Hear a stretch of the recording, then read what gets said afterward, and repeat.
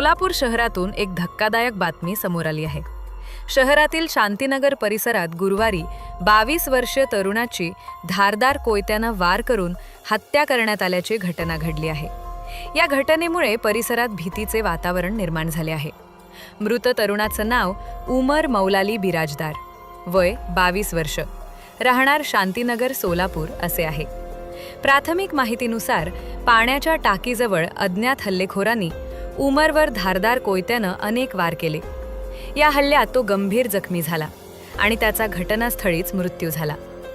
घटनेची माहिती मिळताच पोलिसांनी तातडीनं घटनास्थळी धाव घेत पंचनामा केला। त्यानंतर मृतदेह शवविच्छेदनासाठी शासकीय रुग्णालयात पाठवण्यात आला आहे। या हल्ल्यामागील नेमके कारण अद्याप स्पष्ट झालेले नाही। जुने वैमनस्य, वैयक्तिक वाद किंवा अन्य कोणते कारण आहे का, याचा तपास पोलीस करत आहेत। घटनेनंतर शांतीनगर परिसरात नागरिकांनी मोठी गर्दी केली होती। पोलिसांनी परिस्थिती नियंत्रणात आणत संशयितांचा शोध सुरू केला असून लवकरच आरोपींना अटक होईल असा विश्वास पोलिसांनी व्यक्त केला आहे।